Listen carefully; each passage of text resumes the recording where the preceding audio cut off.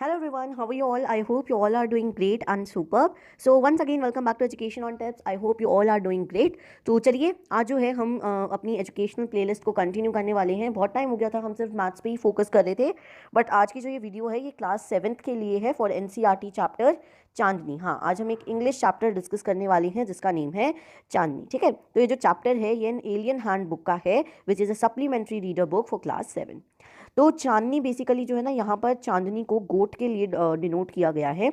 हम इस चैप्टर में गोट्स के बारे में पढ़ने वाले हैं. बेसिकली मतलब स्पेसिफिकली गोट पे नहीं, मतलब एक गोट के ऊपर बेस्ड है इसमें स्टोरी, राइट. तो चांदनी जो है ना, हम बेसिकली किसी को एज अ ब्यूटी हम यूज़ करते हैं चांदनी वर्ड. यहाँ पर यू भी आएगा. सो एज अ ब्यूटी के लिए हम चांदनी जो है ना, उस वर्ड को हम यूज़ करते हैं for beauty, to describe someone beauty की वो कितना सुंदर है. तो यहाँ पर अब्बू Khan is the character. Abbu Khan is a man who kept goat as pet. Abbu Khan एक ऐसा आदमी है जो कि गोट्स को रखता है अपने साथ पेट्स में. अब्बू खान के पास और कोई भी नहीं है. He is loan instead of his pets. He loved his goats but they left him one by one. वो अपनी गोट्स को बहुत प्यार करता था, उनको बहुत अच्छे से ट्रीट करता था, बहुत अच्छा अच्छा खाना टाइम टू टाइम देता था. बट फिर भी एक एक करके सारी गोट्स उसे छोड़ जाती थी. वो क्यों छोड़ती थी वो आगे हम स्टोरी में पढ़ेंगे. He bought a young pretty goat called her Chandni. फिर उसने एक यंग गोट को बाय करा जिसका नाम उसने चांदनी रखा. तो चलिए चैप्टर को स्टार्ट करते हैं.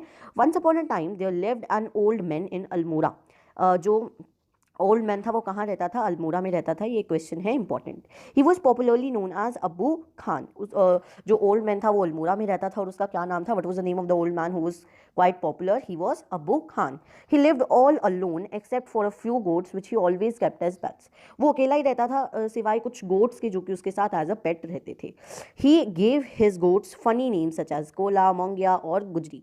वो अपनी गोट्स को बहुत फनी फनी नेम से उनको कॉल करता था, जैसे कि कोला, मुंगिया और गुजरी. ठीक है. He would take them out for grazing during the day and night. He would bring them back to his little hut and put string around her neck of each goat. तो वो क्या करता था? वो डेली उन सभी को लेके जाता था बाहर ग्रेजिंग के लिए during the day and take them one as they are of their own children. अब उनको वो हर रोज़ डेली जो होता है ना, वो दिन के समय उनको ग्रेजिंग के लिए यानी घास चरवाने के लिए बाहर लेके जाता था. और वो बिल्कुल उनको ऐसे ट्रीट करता था गोट्स को कि जैसे वो उनके खुद अपने ही बच्चे हों. At night he would bring back. और रात के समय वो वापस आ जाता था उनको लेके और हर एक गोट के गले में जो है ना स्ट्रिंग डाल देता. स्ट्रिंग जैसे मतलब आप बेल कह सकते हो या फिर रोप, मतलब उनको वो टाई कर देता था, किसी चीज़ से बांध देता था, किसी चीज़ से, रोप से या फिर पिलर से, उसको डोरी से, मतलब जो भी हम बोलेंगे रोप से उसको बांध देता था. ठीक है. पुअर अब्बू खान कैसा था? पुअर था. He was not so much rich. ठीक है. Was a little unlucky in the matter of his goats. But अब जो अब्बू खान था ना, वो मतलब अनलकी था बहुत ज़्यादा अपने गोट्स के मामले में. ऐसा क्यों था वो भी हम आगे पढ़ेंगे. Very often at night one of the goats would pull at the string till it broke loose and then would disappear in the hills. तो क्या होता था? रात के समय जब वो चला जाता था उनको बांध के एक एरिया में, तो वो क्या करते थे, एक एक करके सारी गॉड्स वो तब तक उस रस्सी को खींचते थे जहाँ से वो बंधे होते हैं कि जब तक वो छुड़ ना जाए वहाँ से.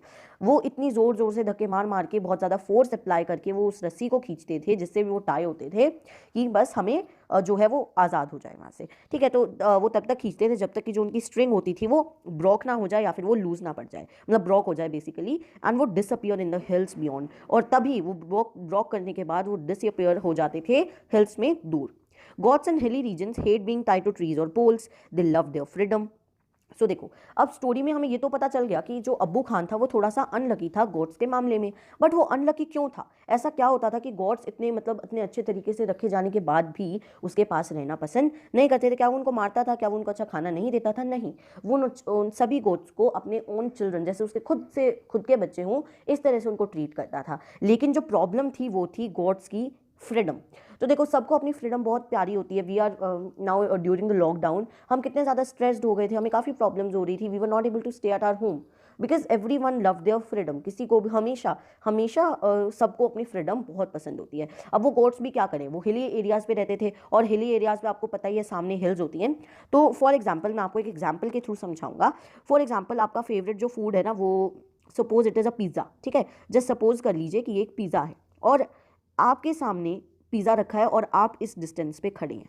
आप पिज़्ज़ा खा भी सकते हो. ठीक है. You can eat the pizza, आपके सामने रखा है. बट कंडीशन एक है ये पर्सन है, ठीक है, ये जस्ट सपोज करो ये पर्सन है और ये पिज़्ज़ा है। तो यहाँ पर आप खा सकते हो पिज़्ज़ा, कोई आपको मना नहीं कर रहा है, बट जो कंडीशन है ना कि आपको एक पोल से बांध के रख रखा है, आपको टाई कर रखा है एक पोल से। फॉर सपोज ये हमारा जो है एक पोल है और आपको इस रस्सी से ना बांध रखा है, और अब आप खींचे जा रहे हो, खींचे जा रहे हो, आपके सामने वो चीज़ है जो आपको पसंद है लेकिन आप उसको ले नहीं पा रहे हो। तो हम कितने ज़्यादा अनॉयड हो जाते हैं उस चीज़ से। हमें पता होता है कि सामने मेरी फेवरेट फूड है, पिज़्ज़ा है, लेकिन फिर भी मेरे सामने है, बट फिर भी मैं उसे नहीं ले पा रहा हूँ। तो यहाँ पर भी वही होता था, जब हमारी चीज़ कोई सामने आ जाती है ना, तब हम और भी ज़्यादा एक्साइटेड हो जाते हैं उस चीज़ के लिए, ठीक है। जैसे कि गोट्स के सामने, उनके बिल्कुल घर के सामने जहाँ पर भी वो रहते थे हिल्स थी, तो उनका मन होता था बार बार देख के हिल्स को कि हम हिल्स में रहें, हम मतलब अब्बू खान के शेल्टर से चले जाएं, हम अपनी फ्रीडम इंजॉय करें, ठीक है। तो क्या होता था, goats in hilly regions hate being tied to trees और पोल्स। जो गोट्स होती थी हिली रीजन्स में, उनको अच्छा नहीं लगता था, वो हेट करते थे, उनको पसंद नहीं था कि कोई उन्हें पोल से या फिर पेड़ से बांध दे, खंबे से बांध दे। दे लव द फ्रीडम, सबको अपनी फ्रीडम पसंद होती है, ऐसी उनके सामने भी हिल्स थी, उनको भी अपनी फ्रीडम अच्छी लगती थी। Abu Khan got were of the best hill breed. अब जो अबू खान की गॉट थी ना, वो बेस्ट हिल ब्रीड की थी। ब्रीड जैसे कि मतलब आप क्या, ब्रीड एक काइंड ऑफ कैटेगरी होता है, जैसे कि बहुत अच्छी कैटेगरी की। समटाइम्स हम कहते हैं ना कि हमें एक प्रोफेशनल चाहिए जो बेस्ट कैटेगरी से बिलोंग करता है, हमें काउ चाहिए, कैटल चाहिए जो बेस्ट ब्रीड से बिलोंग करती है, मतलब जिनकी ब्रीड जो होती है वो बेस्ट होती है, बेस्ट कैटेगरी के होते हैं वो, राइट। सो यहाँ पर जो उसकी गॉड थे वो बेस्ट हिल ब्रीड की थी। सो दे टू लव देयर फ्रीडम। अब उनको भी अपनी फ्रीडम तो देखो सबको पसंद होती है। नो वन वुड से कि I don't like freedom, I would be so happy to be locked in a room for many days, है ना, किसी को भी पसंद नहीं होता है। So whenever they got a chance they would run away only to get killed by an old wolf who lives in hills. तो अब देखो कंडीशन, अब यहाँ पर एक और ट्विस्ट आ जाता है। अब ये नहीं है कि वो हिल्स में जाएंगे तो वो मजे करेंगे, सिर्फ वो फ्रीडम एंजॉय करेंगे, नहीं, वहां पर भी एक जो बहुत ही डेंजरस वॉल्फ डिसाइड करता है, वहां पर भी हिल्स में एक डेंजरस वॉल्फ थी जो कि सभी को मार के उनको खा जाती थी। तो यहाँ पर एक और प्रॉब्लम, एक तो प्रॉब्लम था कि अब्बू खान जो है वो थोड़ा सा अनलकी था अपने गॉड्स के लिए, अपने गॉड्स के मैटर पे, और दूसरा अगर वो भाग भी जाती थी गॉड्स वहाँ से, तो वहाँ पर फिर एक और जो वॉल्फ होती थी वो उन्हें मार के खा जाती थी हिल्स में, right. So whenever one of his goats disappeared Abu Khan was very sad. अब देखो जब आपकी कोई बहुत ज़्यादा इंपॉर्टेंट चीज़ जब आपसे दूर चली जाती है तो आपको बहुत ज़्यादा बुरा लगता है। और अब देखो अब्बू खान तो बहुत मतलब क्लोज था, उसके बहुत क्लोज रिलेशंस थी, वो तो अपने अपने खुद के बच्चों की तरह उनको ट्रीट करता था, तो उनको उसको तो बुरा लगेगा, ऑब्वियस है, उसको तो बुरा लगेगा ही, ठीक है। तो वो बहुत सैड हो जाता था जब भी कोई गोट वहां से भाग जाती थी, right. Whenever one of goat Abu Khan was very sad.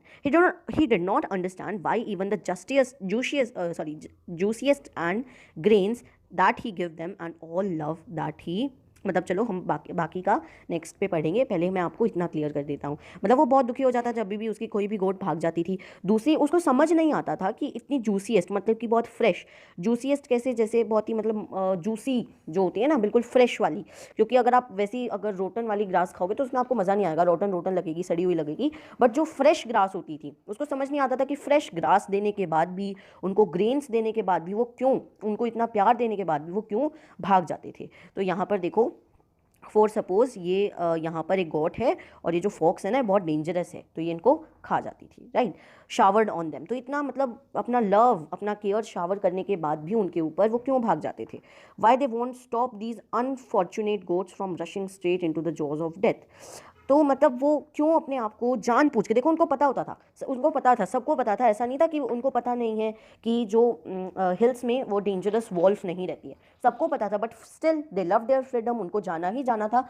तो they don't think over the wolf, would not stop these unfortunate gods from running straight into jaws of death। मतलब उसको समझ नहीं आता था कि मैं कैसे रोकूं इनको अनफॉर्चुनेट गॉड्स को कि वो सीधा मतलब खुद ही जाके वो डेथ के जॉज में, डेथ में, मतलब एक काइंड ऑफ ये मुहावरा भी होता है कि आप खुद ही मतलब बोलते हैं ना कि आप खुद ही अपने पैर पर कुल्हाड़ी मार रहे हो और आप खुद ही आग में जा रहे हो, ठीक है, ऐसे कुछ होता है। तो मतलब खुद ही वो, उनको पता था that it is dangerous, that's not easy to go there, but फिर भी they love their freedom, so that's why they went there, ठीक है। Are these goats mad, he wondered, क्या वो सोच रहा था कि ये पागल है। आर दीज गॉड्स मैड, इनको इतना सारा लव मिल रहा है, केयर मिल रहा है, everything they are getting, even juiciest जो ग्रास होती है, फ्रेश नट्स वगैरह उनको मिलते थे, तो फिर भी वो क्यों चले जाते थे। और it was their love for freedom, he got confuse, उसको पता ही, उसको समझ नहीं आता था कि ये पागल हैं या फिर just they are doing this for their freedom. But freedom meant struggle, hardship, even death. But जो फ्रीडम होती है उसमें स्ट्रगल होता है, हार्डशिप होती है और उसमें डेथ भी हो सकती है। मतलब अगर आप फ्रीडम होना, अगर आप you want to be freedom, आप किसी के अंडर नहीं होना चाहते हो, तो आपको स्ट्रगल करना पड़ेगा, हार्ड वर्क करना पड़ेगा और उसमें आपकी इवन डेथ भी हो सकती है। ठीक है, अब्बू Khan couldn't solve the mystery, वो मिस्ट्री को सॉल्व ही नहीं कर पाता था, ये काइंड ऑफ मिस्ट्री बन गई थी उसके लिए, right. One day when all his goats had left him, Abbu Khan said to himself, no more goats in my house ever again, I may yet live for a few more years but I live without goats. अब वो सारे God's एक एक करके उसको छोड़ जाती थी। तो देखो, जब होता है ना, हम बहुत गुस्सा हो जाते हैं कि हद हो गई, अब तो इट्स टू मच, कि मैं उनको इतना ज़्यादा केयर कर रहा हूँ, I am feeding them with the best quality of grass food etcetera, फिर भी वो भाग जाते हैं, दैट्स नॉट गुड। सो उसने सोचा, अब उसने डिसाइड कर लिया, वो खुद को बोलता है कि अब से मैंने डिसाइड कर लिया है कि no more goats in my house ever again, कि अब से मेरे घर में एक और भी गॉड नहीं आएगी। वो कहता है कि मुझे थोड़े और साल तो जीना है, because he was a old man, वो मतलब कि बूढ़े हो गए थे, इतने ज़्यादा यंग नहीं थे। तो वो कहते हैं कि मुझे थोड़े और साल ही तो जीना है, मैं बिना गोड्स के जीऊँगा, right. But how ever the poor old man was terribly lonely. देखो, जब आप अकेले हो जाते हो, that is even more tougher, वो टफ हो जाता है, दैट इज़ इवन टफर, ठीक है। तो वहाँ पर फिर उसने क्या करा, वो बहुत ज़्यादा टेरिबली लोनली हो गया, इतना ज़्यादा लोनली हो गया कि दैट्स इट। तो उसने simply couldn't do without his pets, तो वो अपने मतलब पेट्स के बिना रह ही नहीं सकता, बिकॉज वी समवन नीड, हमें कंपनी की हमेशा नीड होती है। बहुत लोग कहते हैं ना कि वी डोंट नीड कंपनी, तो आप हमेशा देखना कि वो अपनी फैमिली के साथ रहते हैं, तो family is a kind of company for them, right. तो यहाँ पर जो है वो टेरिबली लोनली हो गया, बहुत ज़्यादा अकेला हो गया। तो he simply couldn't do without his pets, वो अपने पेट्स के बिना कुछ कर ही नहीं सकता, वो इतना ज़्यादा लोनली हो गया था, वो बहुत ज़्यादा सैड भी हो गया था। Very soon he bought a young goat, he thought a young goat will stay with me much longer. अब उसने मतलब जब वो हो गया था कि एक्सट्रीमली लोनली, तो एक ही चाह रहा था कि वो दोबारा से गॉट बाय कर ले। तो इस बार उसने क्या किया, इस बार उसने एक यंग गॉट को खरीद लिया। अब यंग गॉट को क्यों खरीदा बताओ, if you can just think over this, तो प्लीज़ टेल मी, उसने यंग गॉड को ही क्यों खरीदा। Let me tell you. देखो, जब हम यंग होते हैं, जब हम छोटे होते हैं, तो छोटे होने से वाइल बिकमिंग एन अडल्ट, जैसे अब हम ह्यूमंस का ही एग्जांपल लेते हैं, तो from childhood to being an adult we take some time, हमें टाइम लगता है।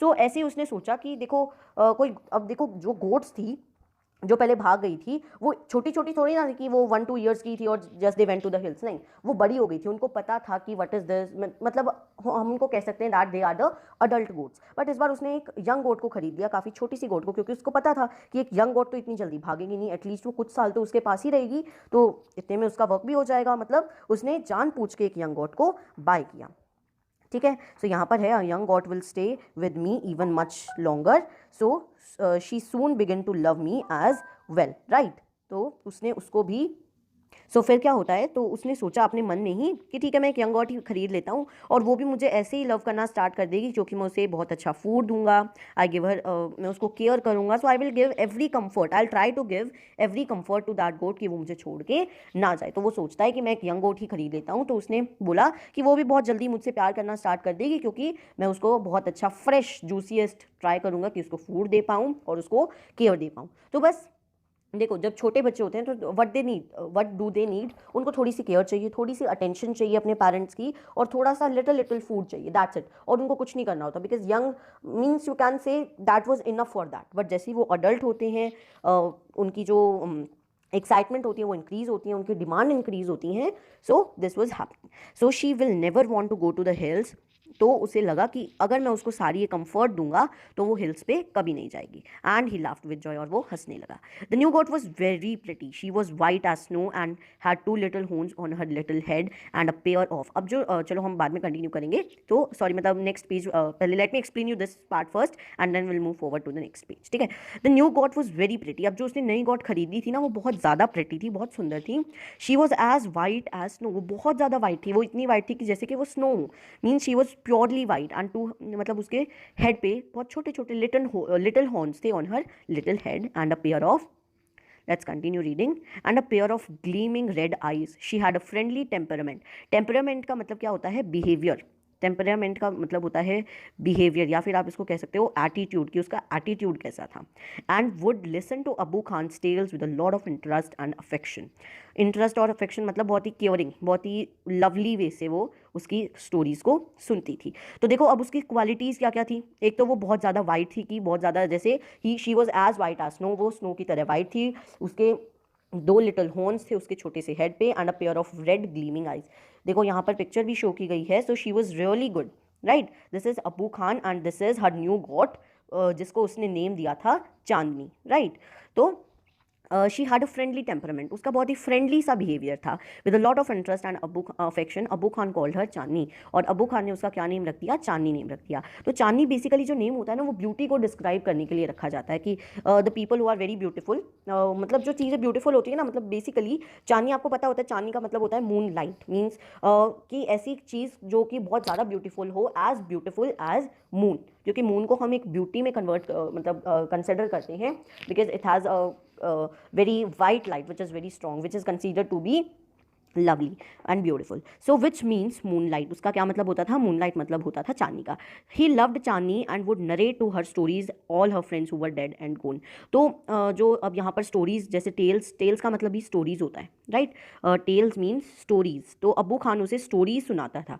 स्टोरीज किसकी स्टोरीज, अपनी जो पुरानी उसकी सिस्टर्स थी जो कि ऑलरेडी अबू खान के पास रह के भाग चुकी थी, वो उनकी स्टोरी सुनाते रहते थे उन्हें हमेशा, जिस भी टाइम से टाइम लगता था। So he loved Chandni and would narrate to her stories all the friends who were dead and gone. तो हमेशा उसको जो है अपने फ्रेंड्स की स्टोरी सुनाते रहते थे जो मर चुके थे और जो वहाँ से भाग गए थे। Several year pass, Chandni was still there. Abu Khan believed that Chani would never leave his compound for the free and fresh air of the hills beyond. Alas, he was mistaken again. तो several years passed, बहुत सारे years passed हो गए।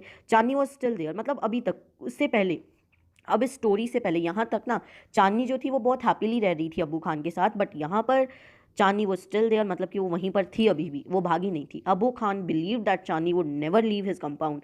अब अबू खान को विश्वास हो गया था, क्योंकि वो बहुत सालों तक रही थी, तो उसको विश्वास होने लगा था कि अब जो चांदनी है ना, वो नहीं भागेगी कंपाउंड को छोड़ के फ्रेश एयर के लिए, जो कि उसको हिल्स में मिलेगी। बट अल्लास, उसने दोबारा से मिस्टेक कर दिया था, he was mistaken again. Alas का it is interjection which is used to describe a sorrowness. तो यहाँ तक हमने डिस्कस कर लिया है, तो चलिए let's move. So friends, we have completed up to this, हमने यहाँ तक कंप्लीट कर लिया है। तो इसके आगे के जो भी पेजेस हैं, will be discussing them in the next part. और जो भी कॉम्प्रीहेंशन चेक वगैरह, इसको हम एक question answers video I be making, उसमें I will be discussing all these questions with all of you. So till now stay home, stay safe, or we are very soon I'm going to publish the new part, the next part for this video, for this chapter. So till then, thank you for watching, and make sure that you subscribe the channel and like the video. Thank you.